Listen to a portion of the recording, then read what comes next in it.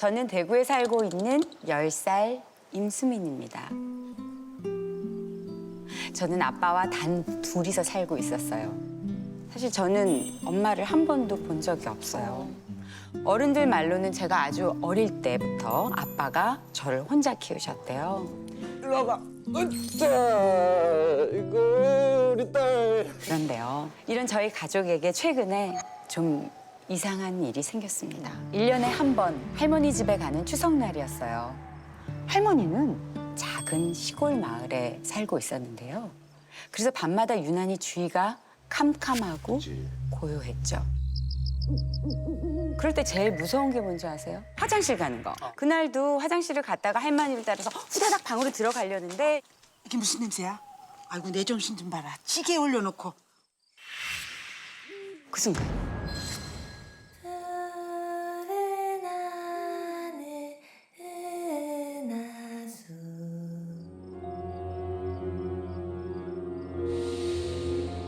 누군가 나지막하게 노래하는 소리가 들리는 거예요.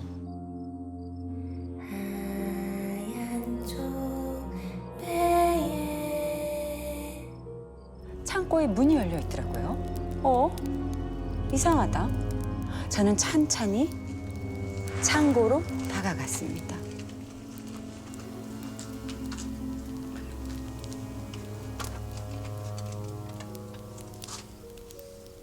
그런데 거기에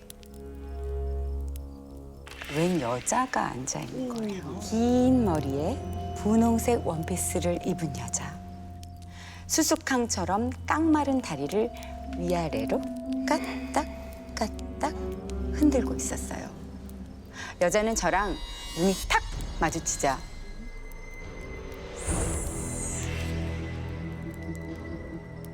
손을 올려 보이더라고요. 꼭 인사하는 것처럼요. 이웃 사람인가? 왠지 낯익은 모습에 안녕하세요. 그 여자가 웃어 보이는 거예요. 근데 그 순간 여자의 고개가 팍! 할머니! 전 너무 놀라서 할머니 방으로 뛰쳐들어갔어요. 할머니! 저희 창고방에 이상한 사람이 있어요. 에이, 이 야밤에 거기 누가 들어가? 네가 잘못 봤겠지. 아, 진짜예요. 긴 머리에 분홍 원피스를 입고 있는 여자가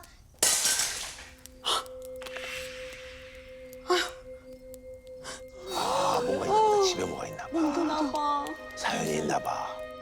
갑자기 제 손을 잡고 덜덜 떠시더니 어깨를 붙잡고 이렇게 당부하셨어요. 너 오늘 할머니 방에서 같이 자자. 지금 이 순간부터 방에서 절대로 나오면 안 돼. 알았지? 그리고 언제 잠이 들었는지 모르겠어요. 수민아, 수민아. 스며시 눈을 감았다가 살짝 눈을 떴는데요. 아빠가 계셨죠. 그 옆에는 처음 보는 스님이었어요. 그것이 다시 돌아올 것입니다. 하나는 항상 지갑에 넣고 다니십시오. 그리고 두 분 속옷에 주머니를 만들어 각각 하나씩 넣고 다니다 한 달 후 꺼내어 속옷과 함께 태우셔야 합니다. 단 이 봉투는 절대 열어보시면 안 됩니다.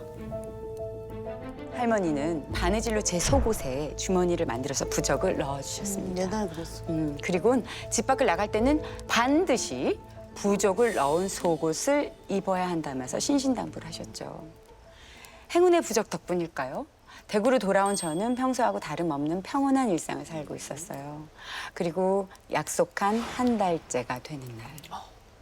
아빠와 부적을 모은 뒤 할머니 집으로 가기 위해서 차에 올라탔는데요. 잠깐 잠에 들었다가 눈을 떠보니까 아빠가 없는 거예요. 어디 가셨어? 그런데 그때 빈 운전석에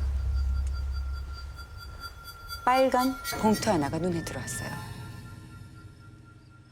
아빠가 서둘러 막 내리면서 하나를 떨어뜨리셨나 봐요. 그런데 있잖아요. 그 안에 뭐가 들어있을지. 저는 호기심을 참지 못하고 봉투를 살며시 열어보았습니다. 이게 뭐야? 봉투 안에 든 건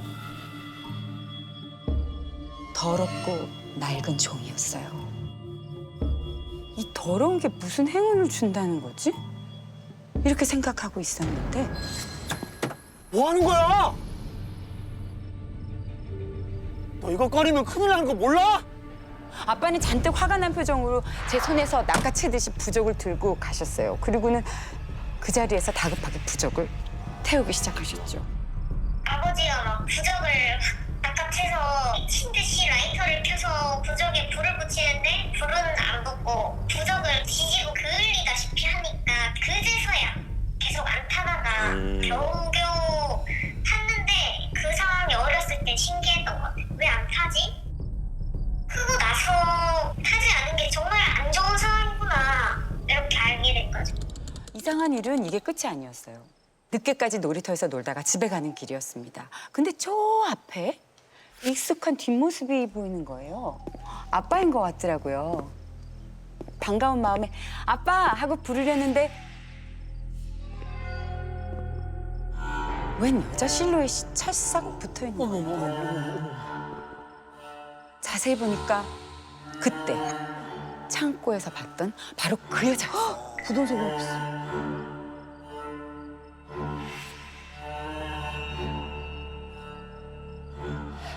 저는 이 생각밖에 안 들었어요. 아빠에게서 저 여자를 떼어놔야겠다. 그래서 저는 재빨리 다가가서 아빠의 한쪽 팔을 잡아당겼습니다. 그랬더니 여자가 표독스러운 얼굴로 저를 휙 째려보더니 그 여자도 반대편에서 아빠의 팔을 세게 잡아당기기 시작한 거예요. 줄다리기처럼. 그런데 어린 제가 감당하기엔 그 여자의 힘이 너무 센 거예요. 오. 안 돼요, 우리 아빠 안 돼요. 싫어, 저리 가요. 아빠를 뺏길까 봐 정신없이 눈물이 나왔어요. 온몸에 힘을 실어서 아빠의 팔을 잡고 매달리는데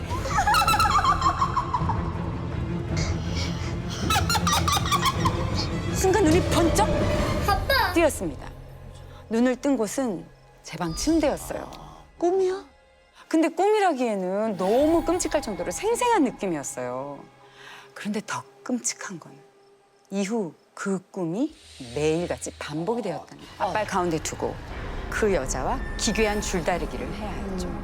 근데 꿈이 계속될수록 여자가 잡아당기는 힘이 버거울 정도로 세지는 거예요. 그날도 아빠의 팔을 잡아당기고 막 안간힘을 쓰고 있는데 그 힘이 어찌나 센지 까딱하면 저까지 끌려갈 것만 같은 거예요. 그래서 정신없이 소리쳤어요. 나중에 오세요. 나 아직 어려서 아빠 필요하니까 아빠가 좋으면 나 다 크고 그때 오세요. 그 순간 여자가 팔을 당기는 걸 뚝 멈추더니 저를 물끄러미 쳐다보더라고요. 그리고선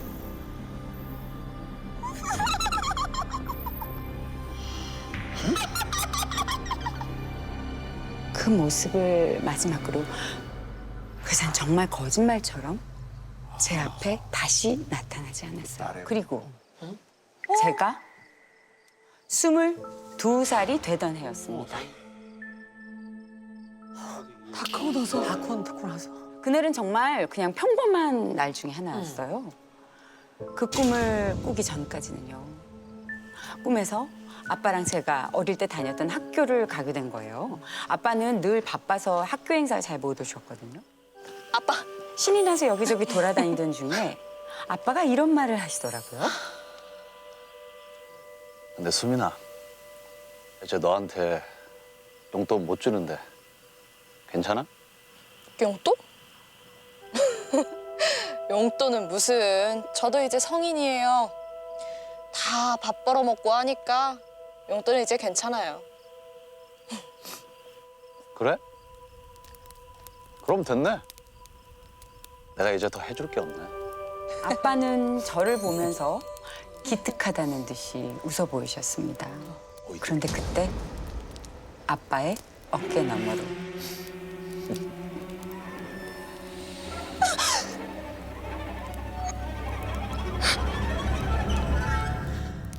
(12년) 전 창고에서 봤던 바로 그 여자.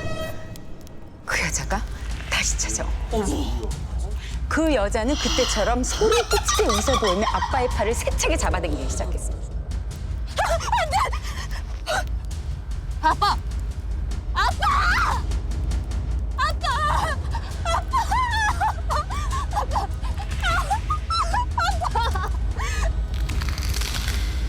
그런데 그때 제가 잡고 있던 아빠의 팔이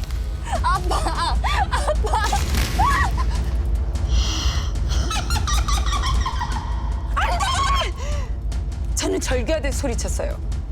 여자는 그런 저를 보면서 자지러지게 웃더니 천천히 저에게 다가오며 알 수 없는 말을 중얼거렸습니다. 네가 필요하다면 순식간에 제 눈앞에 온 여자는 핏발선 눈을 하고 소리를 쳤어요.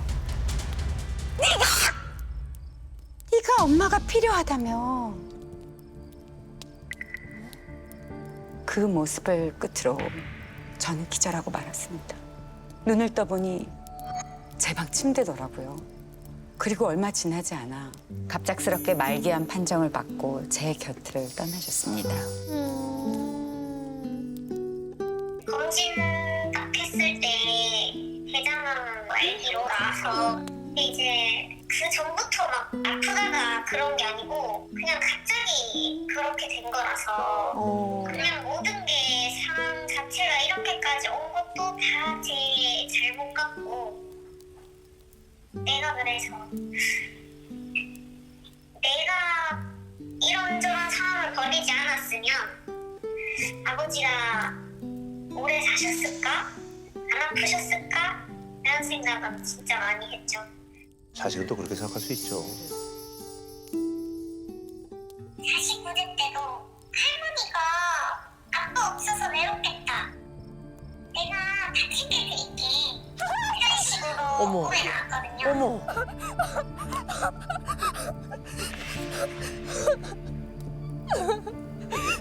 꿈 꾸고 나서 할머니가 내 혹이 있다는 판정을 받았는데 어머, 뭐야. 야. 술도 못 받고 그냥 그러고 돌아가셨죠. 아니 무슨 원한이 있는 거야 뭐야 이거? 왜 그래?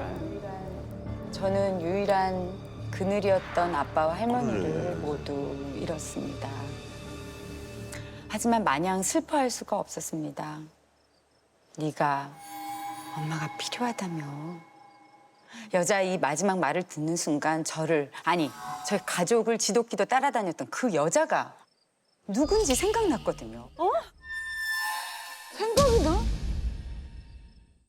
어릴 적 할머니는 홀로 딸을 키우는 아빠를 늘 걱정하셨어요. 그러던 어느 날 할머니가 어떤 여자분 손을 잡고 집에 들어오셨습니다. 수민아 보마. 그 모습이 천사처럼 예뻐서 저런 분이 우리 아빠의 짝지가 됐으면 좋겠다 했던 기억이 나요. 이경아 인사해라. 그런데 안녕하세요. 저는 25살 윤미경입니다.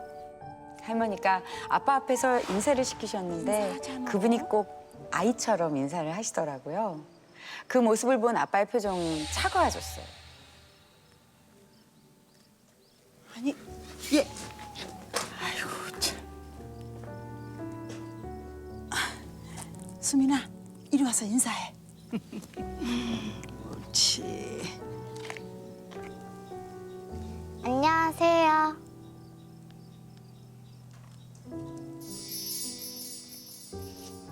저는 아줌마가 우리 엄마가 됐으면 좋겠어요. 아이고 이뻐라.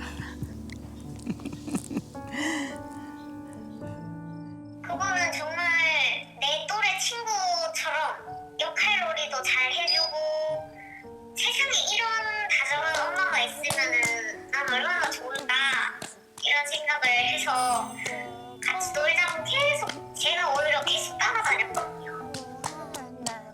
하지만 그때부터 아빠는 할머니에게 자주 화를 내셨습니다. 아, 싫다고 했잖아요. 싫다고.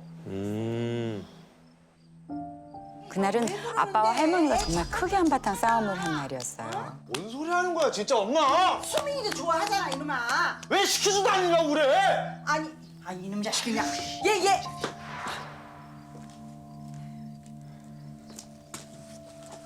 집에 데려다 줄 테니까 가요.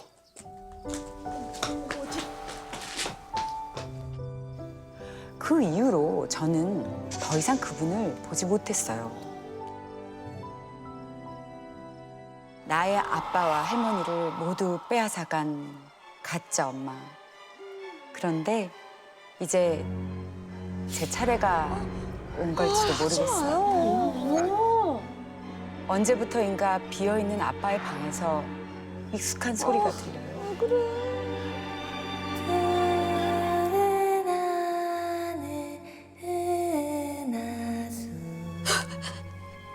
푸른 하늘 푸른나수 하얀 쫄배에 가짜 엄마가 이제 딸을 찾고 있는 걸까요? 그렇다면 전 어떻게 해야 하는 걸까요?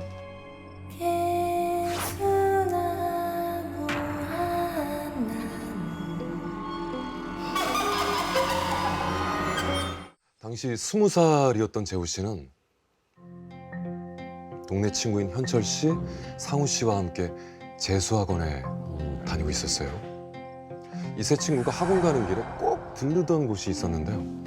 바로 큰 길가로 나가기 전에 오른쪽으로 살짝 꺾으면 나오는 골목길. 자, 이곳은 장정 둘이 서 있으면 아주 꽉 찰 정도로 좁은 데다가 좁은 곳이. 세 친구가 굳이 이곳에 들리던 이유, 담배 한 대 피우고 가렸던 거죠. 안 보이는데 저는.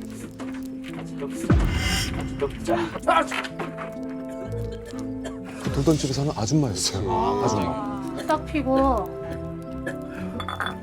꽁초는 여기다가 버려. 감사합니다. 이렇게 말씀하시니까 뭐 나름 담배 피워도 된다는 어떤 그런 허락 같은 그런 생각을 했던 거죠. 그리고 며칠 뒤 세 친구가 학원 가기 전에 평소처럼 골목으로 딱 들어갔는데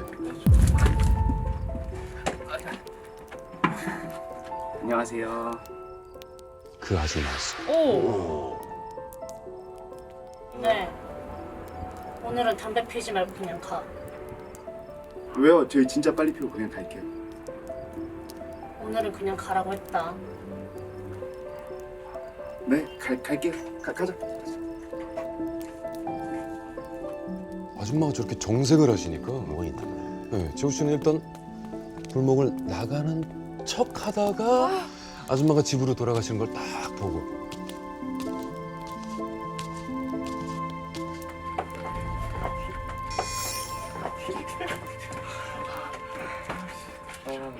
아줌마 갑자기 왜 그러신 거 같냐? 응? 급하게 담배를 피우면서 재우 씨가 두 친구에게 물어보는데 그 순간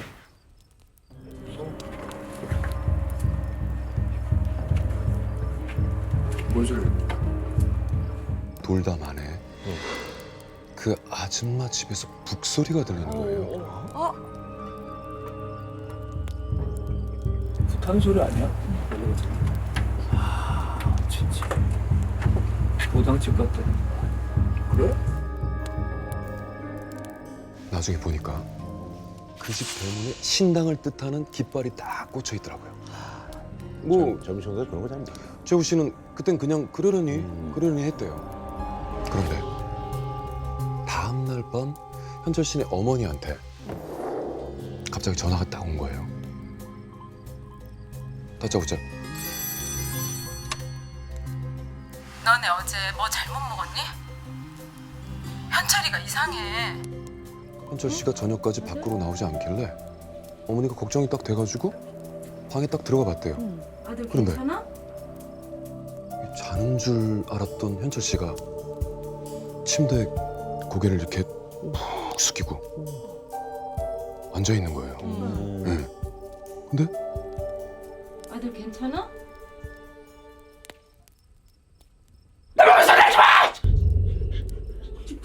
이렇게 막 지르더니 자기 몸을 막 끌어안고 빠르게 그냥 내 거야, 내 거야, 내 거야, 내 거야, 내 거야, 내 거야, 내 거야, 내 거야, 내 거야. 괜찮아. 그러다가 몸이 바로 뒤로 그냥 툭 쓰러지더니 그대로 잠들었다는 거죠. 아이씨, 자식 잠꼬대 좀 심한데? 이렇게 뭐 가볍게 생각을 했대요. 근데 하지만 주말이 딱 되자 더는 무시할 수 없는 사건이 터지고 맙니다. 증상들이 나타나는구나. 뭐 입시 스트레스도 좀 풀 겸 술 한잔 하기로 한 날이었어요.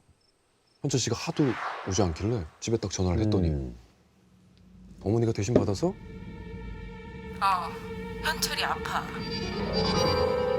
뭐 재호 씨와 상우 씨 둘이서만 시내로 가기로 했죠. 그래서 네. 뭐 근데 가는 길에 또 습관적으로 골목에 가서 네, 담배를 딱 피우려고 하는데 한 명 어디 갔어? 왜요? 내가 그렇게 담배 피지 말고 가라고 했는데 왜 말을 안 들어? 그 친구네 집 어디야? 거기 나 좀 데려다 줘. 아니 대뜸 현철 씨 집에 가자는 거예요. 몇 번 인사했지만은 뭐 잘 모르는 사람인데 뭐 친구 집 알려줄 수가 없잖아요. 이상하지. 네. 가자 상훈, 빨리 가자.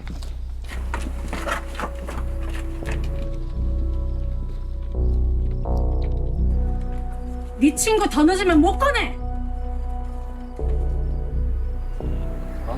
가자. 못 꺼내? 재호 씨는 뭐 처음에 좀 뭔 소리야 하고선 그냥 지나치려고 했는데 그분이 누굽니까? 무당. 그렇죠. 무당이 그런 소리 하니까 그치. 이게 괜히 찝찝한 거예요. 괜히. 상우 씨도 신경 쓰였는지 야 현철이 괜찮은지 보러 갈까? 어? 이런 대화를 하는 거죠.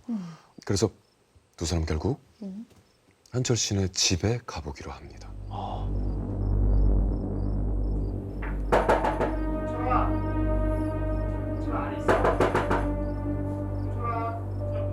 현철 씨 어머니가 뭐 금방 문을 열어주시긴 했어요.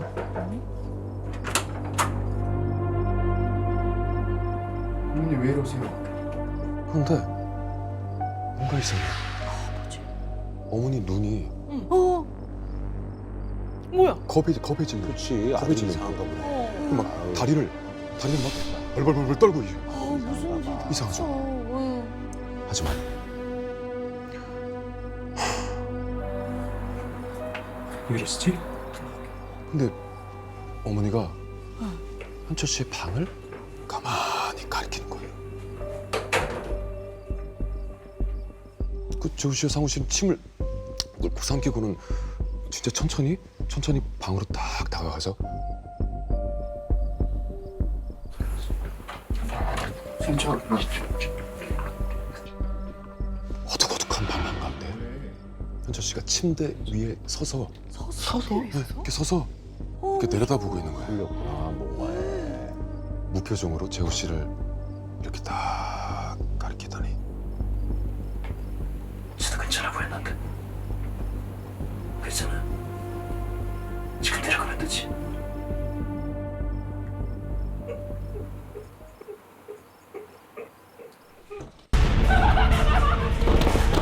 안에서 현철 씨가 문을 쿵쾅쿵쾅 막 두드리고 막 문고리를 자꾸 막 흔들어. 어떻게? 근데 그 힘이 장난이 아닌 거예요. 이게. 와. 이 문이 열리면 진짜 뭔 일 난다. 야, 이거 진짜 사단 난다. 딱 그 느낌인 거죠. 맞고 있는데 막 번뜩 그 말이 생각이 나는 거예요. 무슨 말? 네 친구 더 늦으면 못 꺼내. 그 무당 아줌마는 그러니까 현철 씨에게 무슨 일이 일어났는지 확실하게 알고 있었던 거죠. 그러니까 문을 막고 있던 재호 씨가 어머니, 저 누구 좀 불러올게요. 진짜 금방 갔다 올게요. 좀만 기다리세요. 야, 너 어디 가? 하면서 서둘러 집 밖으로 뛰쳐나왔어요. 무당한테 갔나 보다. 그렇게 집 밖을 나와서 진짜 정신없이 막 달리는데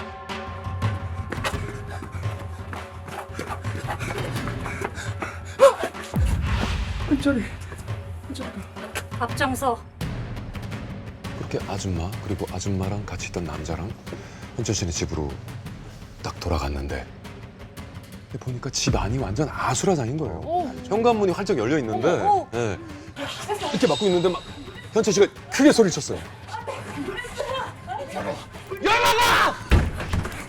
방문이 그냥 쿵 열려버린 거죠.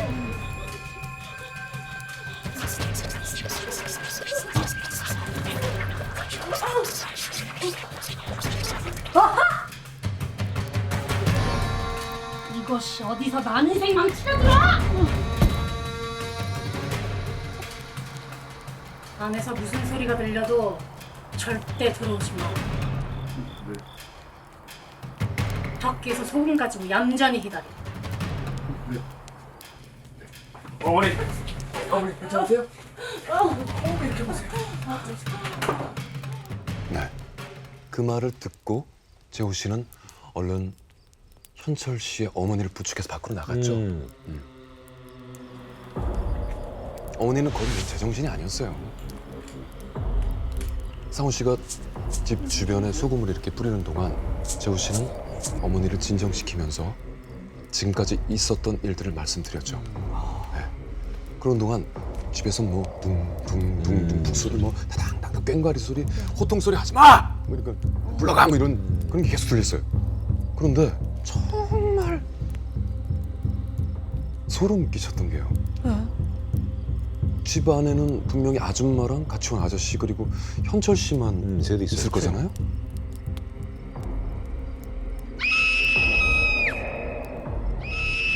높은 그 여자 비명이 여자 비명 소리? 계속 들리는 거예요. 그 소리에 재호 씨가 귀를 막 틀어 막는데 옆에서 누가 쑥 일어났어요. 현철 씨 어머니. 현철 씨 어머니 눈이 텅 비어서는 우리 아들 기다려. 엄마가 갈게. 안 돼, 안 돼. 그렇게 중얼거리면서 집으로 들어가려는 거예요. 그렇게 막 옥신각신 하는데 갑자기 움직이지 마! 가만히 있어! 호통 소리와 함께 모든 소리가 그냥 뚝 끊겼어요. 한참 뒤에 재호 씨가 눈을 슬쩍 이렇게 떠보니까 이제 끝났다. 들어가 봐라.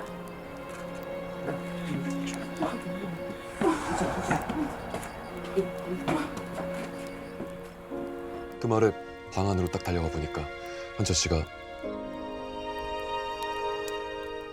말끔한 얼굴로 이러더라고요. 너 여기서 뭐하냐? 긴장이 풀린 어머니는 뭐 그 자리에 주저앉아가지고 펑펑 우셨고. 재호 씨와 상우 씨는 아줌마에게 진짜 감사합니다. 정말 감사합니다. 이렇게 계속 인사를 했죠. 근데 현철 씨한테 대체 무슨 일이 있었던 건지 궁금하잖아요. 네, 이거 진짜 도대체. 그래서 저 혹시 현철이한테 귀신 붙었던 거예요? 아줌마가 얘기를 듣고 재호 씨를 가만히 보더니 그러셨어요. 너네한테 담배 피우지 말고 가라고 한 날 내가 좀 어려운 구판을 준비하고 있었어.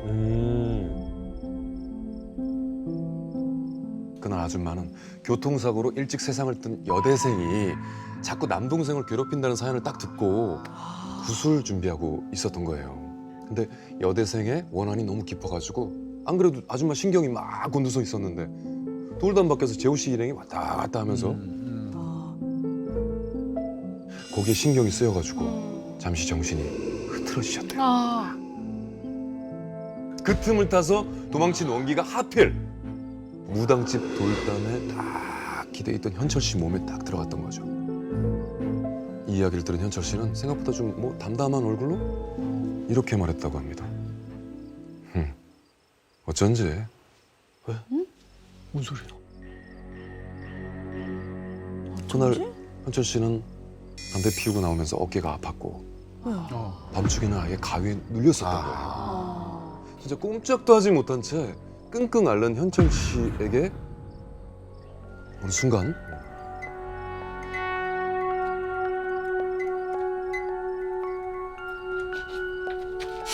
후범벅된 여자가 귀에 대고 이렇게 속삭였다고 합니다. 나는 아직 가기 싫어. 네가 대신 가.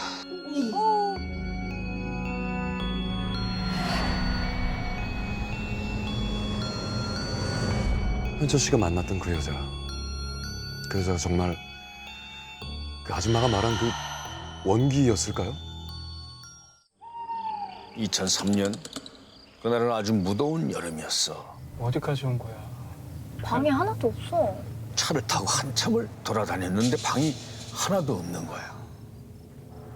결국 돌고 돌아서 한 어촌 마을까지 들어가게 됐어. 할머니가 눈을 치켰던 채 차를 뚫어져라 쳐다보고 있었어. 저기 민박집 하나 있어. 하룻밤 자고 가. 방이 있어요? 얼마예요? 2만 원. 방이 있는 것도 다행인데 2만 원이라니 너무 싼 거야. 그리고 무엇보다 동현 씨 두통이 점점 더 심해지고 있어서 바로 가겠다고 했지. 할머니는 길이 좁으니까 차를 대고 따라오라고 했어.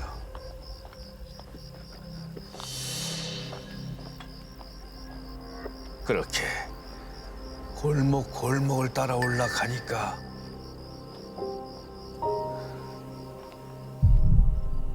꼭 폐가 같이 허름한 거야.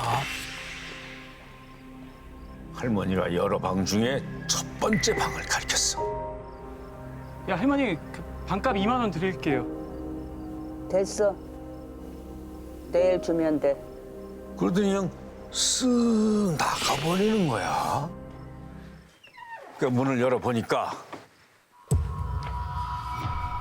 엄청 낡고 꿉꿉한 냄새가 나는 방이었어.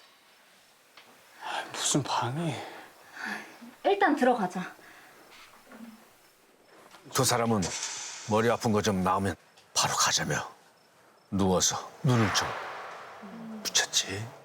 얼마나 잤을까?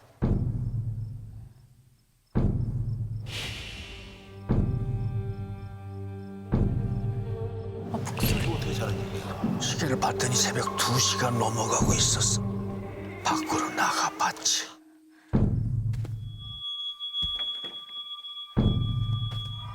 빨간 불빛이 새어나오고 있는 거야.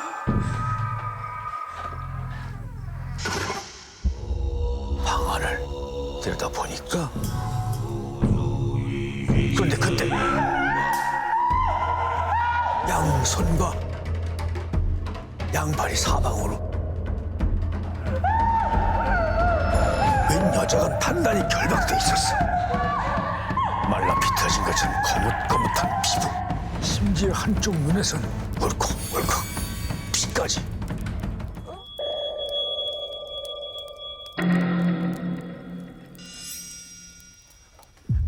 자야? 그리고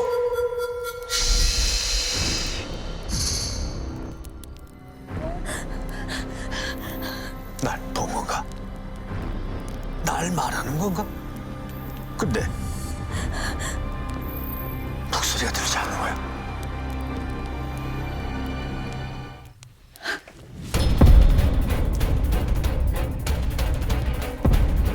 두 사람을 민박집까지 데려온 바로 그 할머니였어.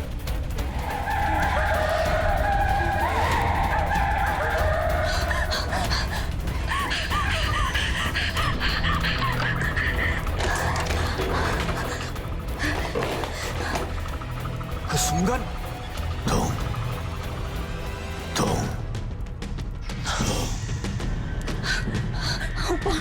오빠 일어나봐. 일어나봐.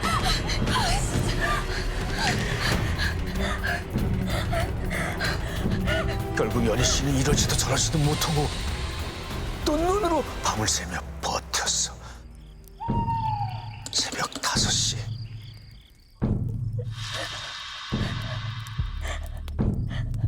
안 되겠다 싶어 동현 씨를 깨우기로 했지.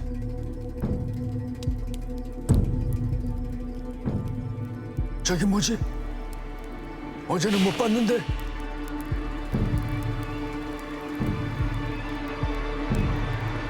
벽 한쪽에 빗장 같은 게 튀어 있더라고. 그런데 그때 드디어 그 북소리가 멈췄어. 그러더니 동현 씨가 쓱 일어나더라고.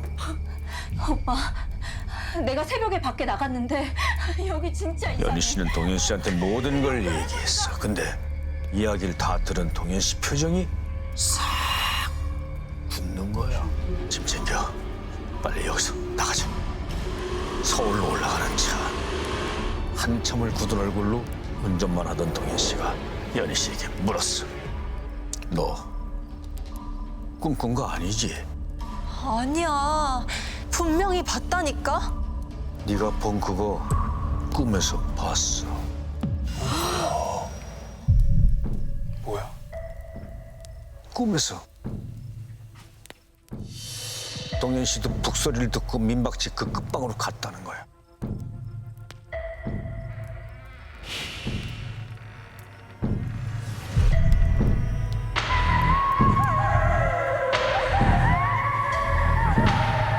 그런데 동현 씨 꿈에는 딱 한 가지 다른 점이 있었어. 그 얼굴 연이 너였어. 그 민박집에 다녀오고 일주일이 지났을 때였어. 동현 씨 집에서 잠을 자고 있었는데 북소리가 또 들리는 거야. 뭔가가 발밑에 고개를 푹 숙이고 그때 그 여자인 것 같았어. 그 순간 손에 반짝이는 뭔가를 빼들더라고. 손잡이에 달린 수술. 짧고 날카로운 칼. 은장도였어. 그대로 정신을 잃었지. 너 괜찮아? 동현 씨의 외침에 깬 연희 씨는 얼굴과 눈부터 확인했어. 그 여자가 칼로. 나도 봤어. 또 봤어? 봤어. 그런데 동현 씨는 꿈에서 여자가 뻐끔대던 그 말을 똑똑히 들었다고 했어.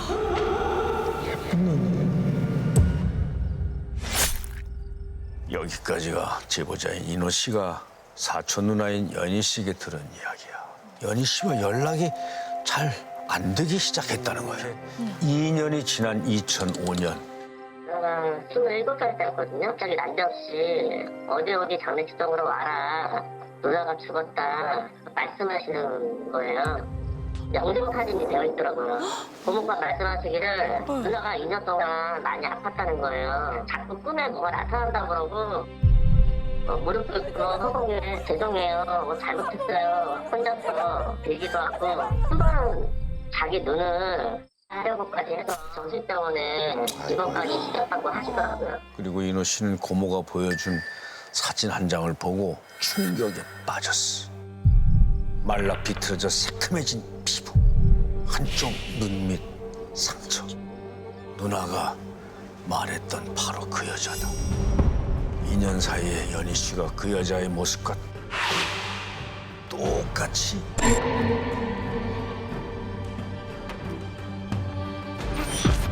변해버렸던 거야. 사촌 누나인 연희 씨에게 뭔가를 한 것 같다고 했어. 대체 그들의 정체는 무엇이었을까? 혹시 지금도 어딘가에서 가짜 민박집을 하고 있는 건 아닐까?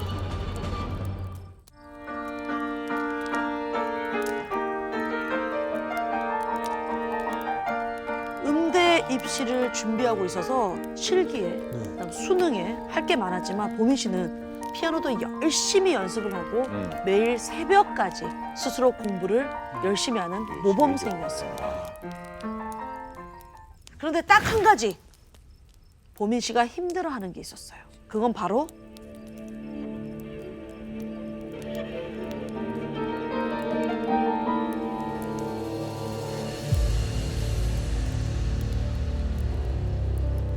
아버지. 왜? 8시인데 어디냐? 어두워지는데 당장 안 들어와! 옛날 아버지네, 옛날 아버지. 호통의 일상이 딱 그 시절의 그 아버지였습니다. 퇴근 시간인 8시에 보민 씨가 집에 없으면 그야말로 불호령이 떨어졌죠. 이뿐만이 아닙니다. 한 번은 이런 일이 있기도 했어요. 보민 씨가 새벽까지 이제 방에서 공부를 하고 있는데 꼭 뒤에 누군가가 있는 것 같은 설마. 이상한 기분이 드는 거예요. 그래서 뒤를 확 돌아봤더니 아버지가 언제 방에 들어오셨는지 뒤에서 보민 씨를 지켜보고 있는 거예요. 다행이다, 다행이다. 나중에는 그 노란 그 부엌불을 밤새도록 이제 켜놓으시고 매일매일 보민 씨를 확인하셨죠. 숨 막혀. 제발 불 끄고 자려고 하면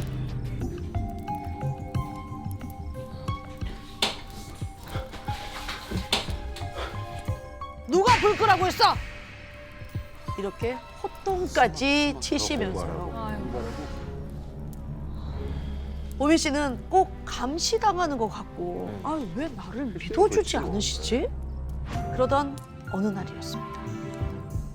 해외 음악학교에서 유학 중인 친구가 한국에 들어와서 연락이 온 거예요. 친구가 얼른 밥을 먹고 아버지 퇴근 전에 집에 들어가려고 하는데 나 이번 콩쿨 진짜 중요하잖아. 아, 근데 너무 불안해서 근처에 타로 좀 잘 보는 데 있다는데 나랑 같이 가주라. 타로? 보민 씨는 늦게 들어가면 아버지한테 혼날 거라는 생각이 먼저 들었지만 그래도 오랜만에 보는 친구의 부탁 이 거절할 수 있습니까? 가져야죠. 진짜지? 결국 타로 카페로 향했습니다. 그렇게 보민 씨와 친구는 부평의 한 타로 카페에 도착을 했고요. 친구와 함께 타로 마스터 앞에 앉아서 점을 보기 시작했어요. 저 이번 콩쿨 결과 어떻게 될까요? 자, 콩쿨러를 생각하면서 여기 카드 중에 3장을 뽑아주세요. 그러다가 보민 씨가 무심코 타로 마스터 그 뒤쪽을 봤는데 그 뒤쪽에 어떤 여자가 혼자 우두커니 앉아 있는 거예요. 다음 사람인가 보지. 평범한 얼굴의 그 여자는 정말 한치의 미동도 없이 정면만 바라보고 있었어요. 오, 무섭다. 보민 씨는 이상해서 친구가 이렇게 카드 뽑는 걸 보는 척 하면서 슬쩍 그 여자 쪽을 쳐다봤죠. 신경 쓰이죠. 봤어. 근데 그 순간 그 여자가 갑자기 고개를 휙 돌려서 보민 씨를 쳐다보는 거예요. 아, 내가 빤히 쳐다봐서 기분 나쁘셨나? 보민 씨는 애써 무시했지만 계속 쳐다보는 그 여자가 점점 불편해졌고 저 뒤에 여자분 기다리고 계시는 거 아니에요? 보민 씨를 보는 친구의 표정이 이상해지는 거예요. 무슨 소리야? 누가 있다 그래? 보민 씨, 혹시 귀신 보시는 거 아니에요? 네? 이거 뭐야? 친구와 타로 마스터 모두 뒤에 아무도 없다는 거예요. 보는 거야, 보민 씨? 이제 보민 씨는 혼란스러워지고 그렇지. 분명히 보민 씨 눈에는 앉아 있는 게 보이는데 뭐야? 그러자 얌전히 앉아 있던 그 여자가 갑자기 입을 정신없이 움직이기 시작하고 그 여자는 보민 씨한테 뭐라고 얘기하는 것처럼 느껴졌습니다. 친구와 타로 마스터도 이상함을 느끼기 시작했습니다. 그때 그 여자가 의자에 팔을 짚고 움직이기 시작을 했어요. 일어나려고 하는 것처럼 보였죠. 그런데 뭔가 이상했어요. 보민 씨는 여자가 있는 쪽을 바라봤는데 그 순간 여자는 그대로 순식간에 시야에서 사라져버렸어요. 오, 진짜 무섭다. 어디로 갔어? 보민 씨는 두려움에 주위를 두리번거렸죠. 그런데 싸한 느낌이 들었어요. 보민 씨는 덜덜 떨면서 쳐다봤죠.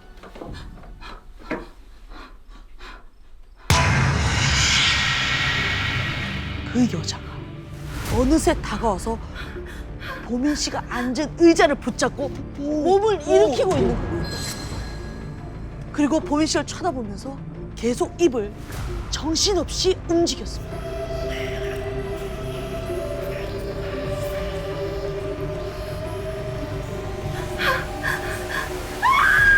자리를 박차고 뛰쳐나갔어요. 친구도 그 타로 마스터도 잊은 채 도망치듯이 집으로 향했습니다. 평소보다 늦은 시간에 집에 도착한 보민 씨는 서둘러 방에 들어가려고 했어요. 일찍 안 다니냐? 잠깐 친구 만나고 왔어요.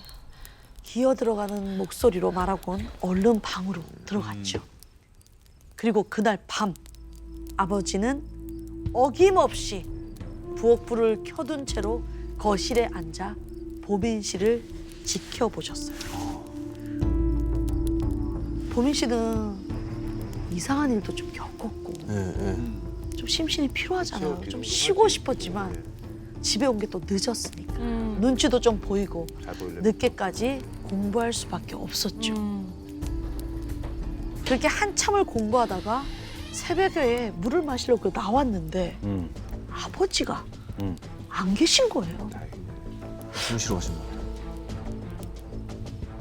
피곤하지. 주무시나 보다. 한시름 놓은 보민 씨는 얼른 부엌불을 끄고 방에 들어갔어요.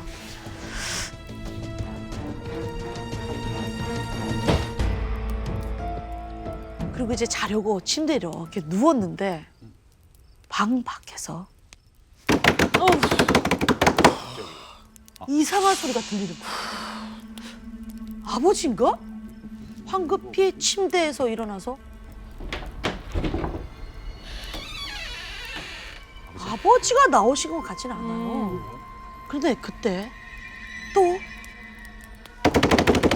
뭐야, 왜 그래? 소리가 들리는 거예요. 뭐야? 뭐지?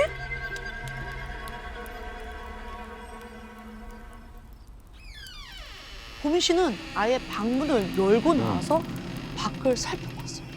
그 순간 갑자기 뭔가 싸한 기분이 드는 거예요.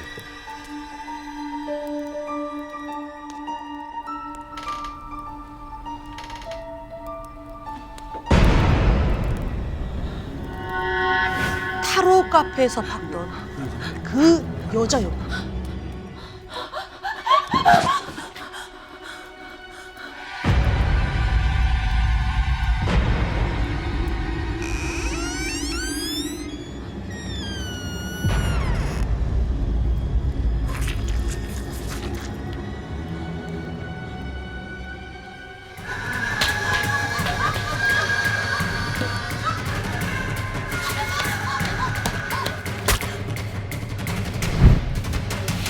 그리고 이 여자는 넘어진 보민 씨의 발을 잡고는 한쪽 팔로 상체를 끌며 뒤로 가기 시작했어요. 어디 데려가는 거야? 끌고? 끌고. 보민아! 아버지가 소리치며 달려오셨고요.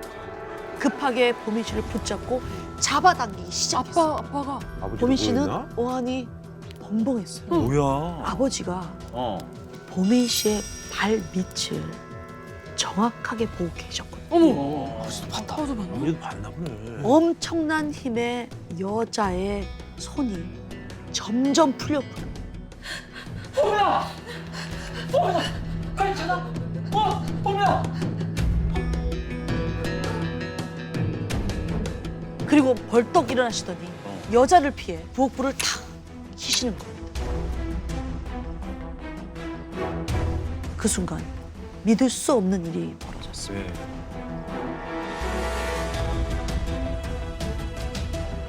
창문 밖으로 언뜻 여러 사람의 모습이 보였습니다. 그들은 그 여자를 둘러싸더니 팔을 잡고는 부엌 쪽 벽으로 끌고 가기 시작했어요. 여자는 괴성을 지르며 손으로 바닥을 짚고 버텼지만 그대로 쭉 끌려갔어요. 여자의 손톱이 바닥을 긁는 소리가 들렸고요.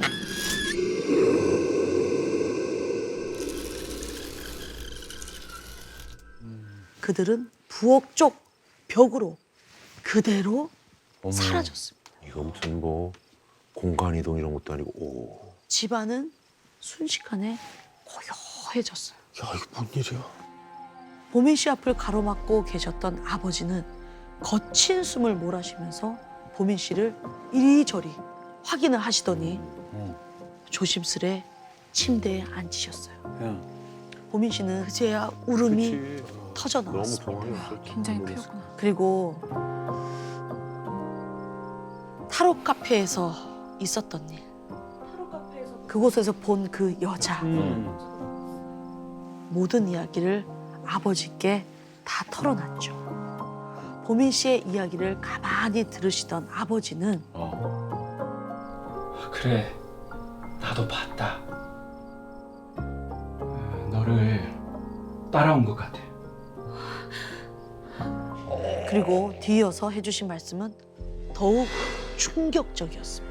아무래도 우리 집이 저승으로 가는 망자들의 저승 길목인 것 같다. 아버지가 유독 몇 개월 전부터 보민 씨한테 더 엄해지셨거든요. 지금 사는 집으로 이사를 온 뒤부터였던 거예요.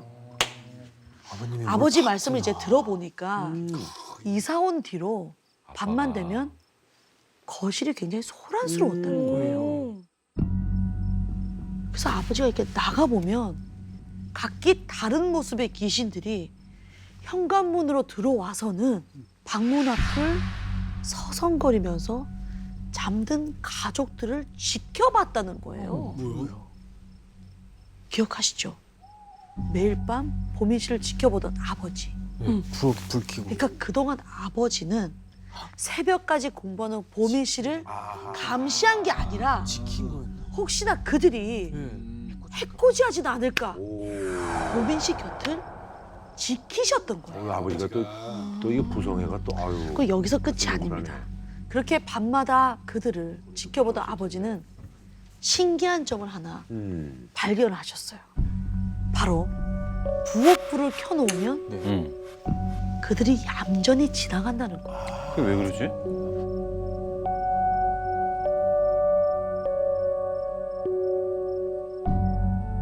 그들이 이제 현관문을 통해서 들어왔을 때 부엌불이 켜져 있으면은 집안을 서성거리고 뭐 보고 이런 거 없이 그냥 그대로 지나쳐서 곧장 부엌벽을 통해서 나간다는 거예요.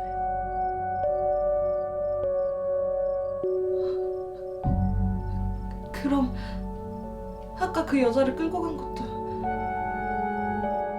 아마 다른 망자들인 것 같아. 아버지 생각엔 그런 거죠. 보민 씨는 그제야 아버지가 왜 항상 부엌불을 켜놓으셨는지, 왜 그 여자가 쫓아올 때 불을 켜셨는지 알게 됐죠. 그리고 모든 사실을 말해준 아버지는 이 말을 덧붙이셨습니다. 보민아, 앞으로 살면서 이상한 걸 보거든 반드시 모른 척, 못 본 척 하거라. 응?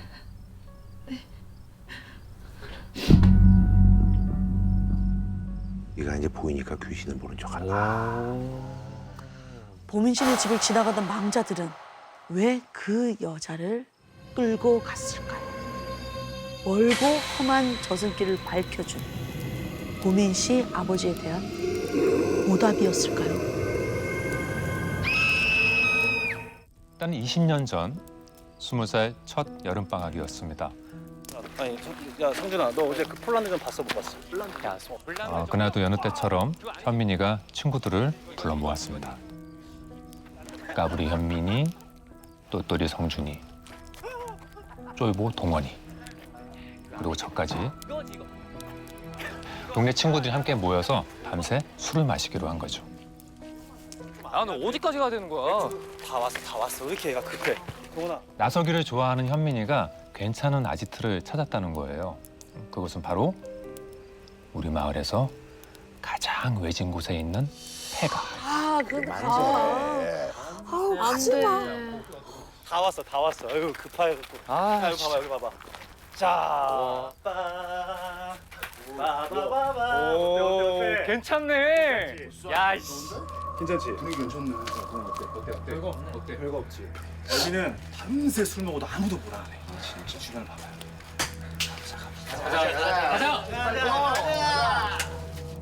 우리는 서둘러서 폐가로 향했고 한 사람씩 집 안으로 들어갔습니다. 생각보다 집이 너무 깜깜해서 조심조심 발을 내딛는데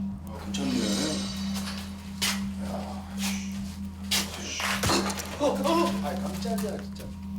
랜턴 불빛에 비춰보니까 제사 때 쓰는 나무 그릇 있잖아요. 제기가 나뒹굴고 있었어요.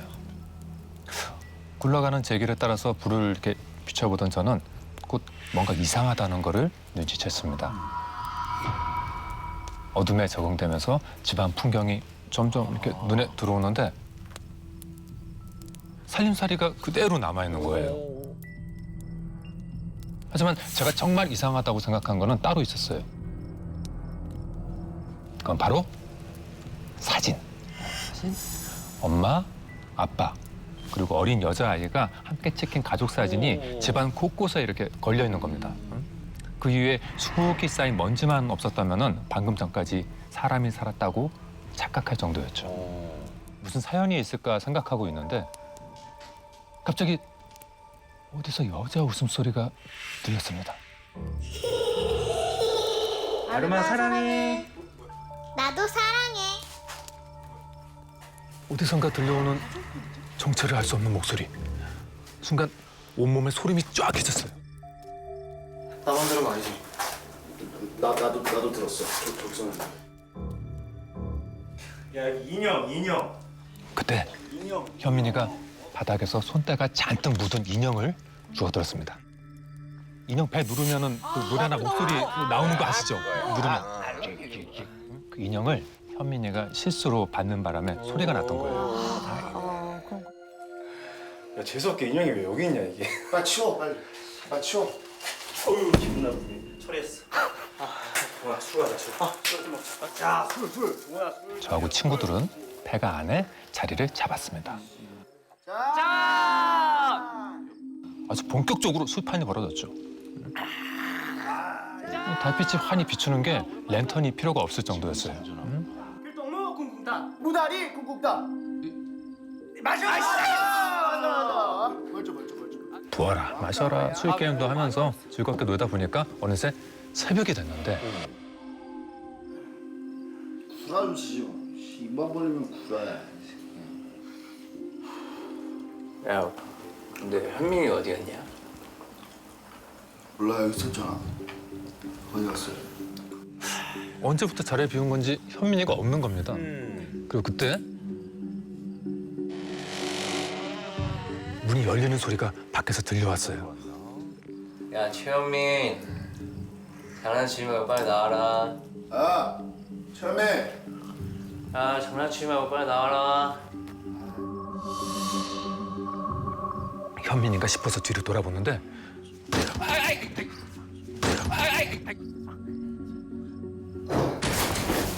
이번엔 문이 아주 세게 닫혔습니다. 야, 최현민 장난치지 말고 빨리 나오라고. 안 무섭다니까 빨리 나와. 하지만 밖에서는 아무런 대답이 없었어요. 안 무서워 새끼 안 무서워. 결국 거실로 나가봤죠. 뭐 어디 갔어? 근데 건너편 방문이 살짝 열려 있는 거예요. 저하고 친구들은 현민이를 부르면서 방 안으로 들어갔습니다. 그러자 랜턴 불빛 너머로 이불 덮인 커다란 침대가 보였어요. 얘가 설마 여기서 자나? 야, 태영이 자냐? 이불하고 침대 시트가 그건 아주 오래돼서 굳어버린 혈흔 같았습니다. 사고리지. 사고가 샀어. 방 안을 더 자세히 살펴보니까 그 마치 사건 현장에서 볼 수 있는 그런 모습 있잖아요. 그리고 막 출입 금지라고 써 있는 그런 노란색 줄이 막 나뒹굴고 있었어요. 아니, 이게 다 뭐냐? 야 설마 여기서 사람이 죽거나 뭐 그러진 않았겠지? 뭐 그딴 소리를 하냐? 잔뜩 겁에 질려가지고 막 별의별 상상이 막 다 떠오르는데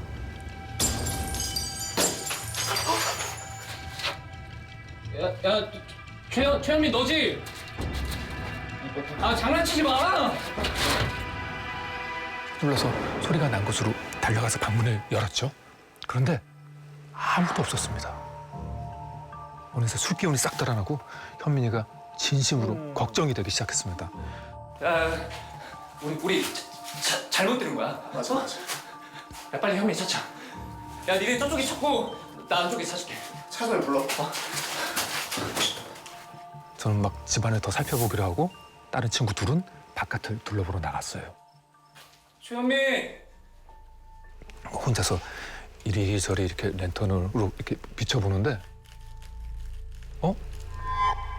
주방 쪽에 뭔가 이상한 게 눈에 들어오는 거예요. 그래서 좀 더 가까이 다가가서 살펴보는데 이거 손바닥 자국이잖아.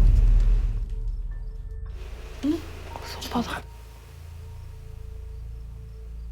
주방 바닥에 이렇게 먼지가 쌓였는데 그 위로 손자국이 찍혀 있는 거예요. 그것도 엄청나게 많이. 근데 그 모양이 참 이상했어요. 이 손바닥 자국이 일정한 간격으로 그것도 한 방향으로만 찍혀 있었거든요. 그리고 그 사이로 뭔가 이렇게 무거운 게 끌려간 듯한 흔적도 있었고. 이게 대체 뭐지? 저도 모르게 바닥에 손을 짚고 그 흔적에 따라서 움직여봤습니다. 엉금엉금 기어간 듯한 그 흔적은 나중에 주방을 쭉 가로질러가지고 싱크대 바로 앞까지 이어져 있었습니다. 혹시 저 싱크대에 현민이가 있는 거 아니야? 사라진 현민이, 깨름직한 소리들, 게다가 이 수상한 흔적. 저는 너무 무서웠지만 흔적이 끊긴 그 싱크대 안을 반드시 확인해 봐야 할 것 같았어요.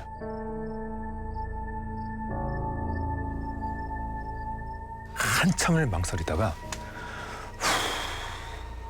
덜덜 떨리는 손을 붙잡고서 싱크대 문을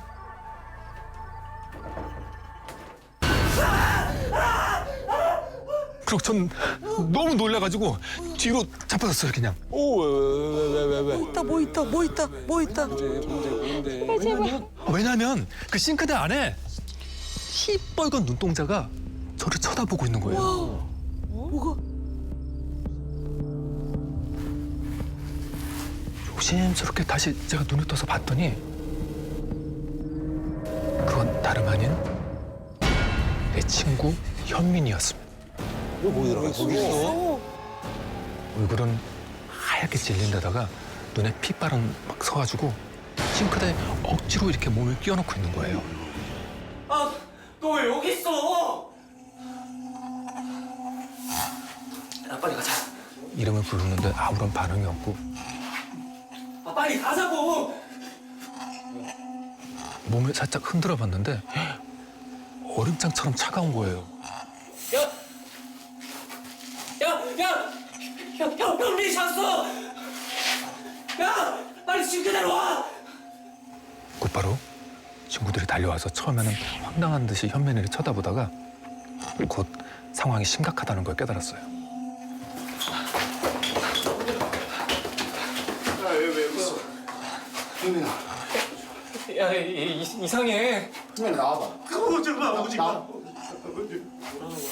겁에 질린 듯이 온몸을 바들바들 떨면서 막 흐느끼기 시작하는 겁니다. 친구 이러니까 갑자기 너무 무섭잖아요. 얘가 미쳤나 이게?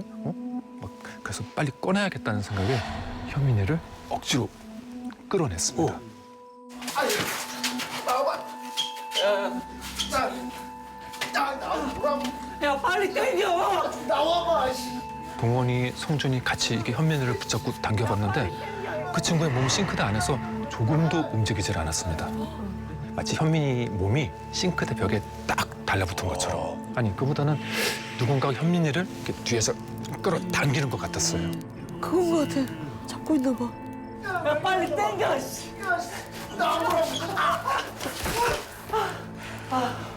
그렇게 셋이서 밤새 현민이를 끌어당겼지만 소용이 없었고 결국 밖에 나가서 도움을 청하기로 했죠. 다행히 새벽 일찍 밭일을 나가시던 아저씨를 만날 수가 있었어요. 그런데 아저씨가 우리 얘기를 듣더니 버럭 화부터 내시는 겁니다. 아니 거길 왜 들어갔어? 아 죽고 싶어서 환장했어? 그리고 잠시 후 다른 아저씨 3분을 더 데리고 나타나셨어요. 뭘 안다. 아저씨들은 집 안으로 달려가서 굵은 밧줄을 꺼내가지고 현민이 몸에 이렇게 동동 동여 매기 시작했어요. 그러니까 현민이가 얼굴이 더 하얗게 질려가지고 입에 거품까지 물고서는 막 경기를 일으키는 거예요. 너무 걱정되고 무서운데 한 아저씨가 소리를 버럭 지르셨어요. 뭐래? 안 당기고.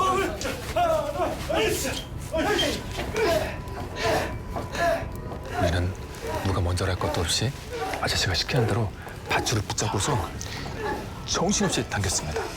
그렇게 한밤의 줄다리기가 시작이 됐죠. 현민이를 싱크대에서 꺼내기 위한 줄다리기. 그냥 이를 악물고 더 힘껏 당기고 또 당기고 했죠. 그런데 밧줄을 아무리 열심히 당겨도 아니 움직일 생각을 안 하는 거예요. 뭐야? 왜 그런 거? 어떻게 그래?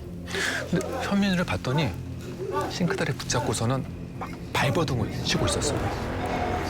그렇게 5분, 10분, 20분. 근데 밧줄은 단 1cm도 우리 쪽으로 움직이질 않았습니다. 좀 당겨봐. 아이고 걸린 것 같은데. 아이고. 누가 이기나 한번 해보자. 악에 받쳐서는 마지막 젖먹던 힘까지 끌어올렸어요. 그 노력이 통한 걸까요? 어떻게 나온다. 밧줄이 조금씩 우리 쪽으로 끌려오는 게 느껴졌습니다. 그 기사를 몰아서 더 이를 악물고 다 같이 죽으림을 다해서 줄을 당겼죠. 어느새 현민이 몸이 싱크대 밖으로 반 정도 빠져나왔을 때 우리를 끌어당기는 힘이 턱 하고 풀리면서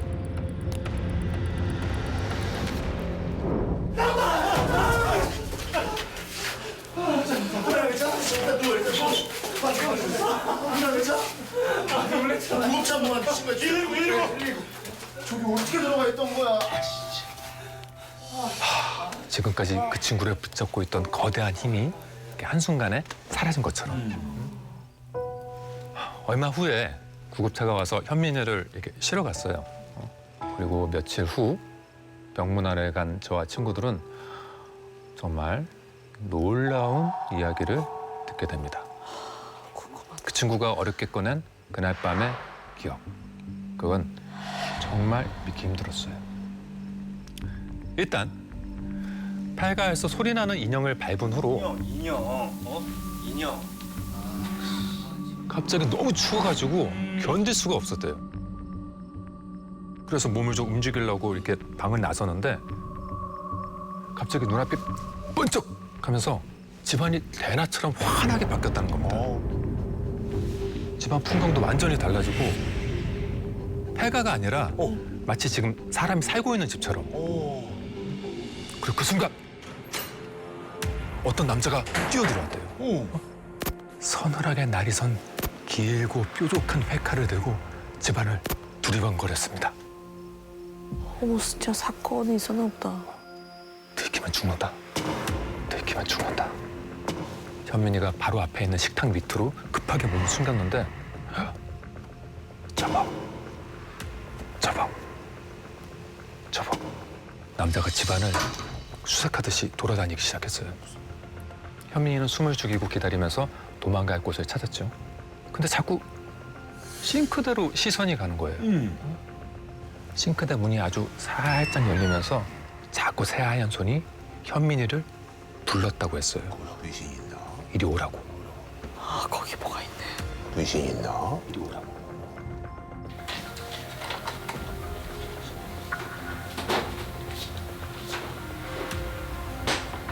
그렇게 싱크대 안에 한참을 숨어 있는데 문이 벌컥 열리면서 그 검은 모자의 남자가 이제야 찾았다는 듯이 섬뜩하게 웃으면서 현민이를 거칠게 붙잡고서 밖으로 끌어내려고 했어요.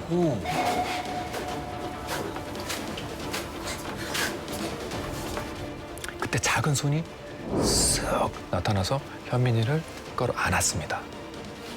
그리고 믿기 힘들 정도로 강한 힘으로 잡아당기기 시작했어요. 그 남자에게 끌려가지 못하게 말이죠.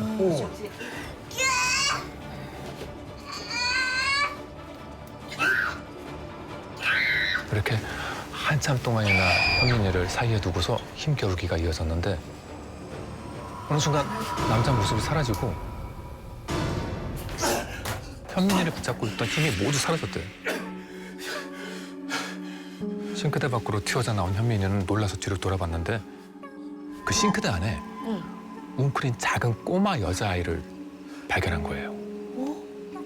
아이는 현민이를 보면서 천천히 손을 흔들었대요. 잘 가라고 인사하는 것처럼. 검은 옷에 칼을 든 남자. 그리고 싱크대에 있던 꼬마. 현민이 앞에 나타난 그들의 정체는 과연 무엇이었을까요?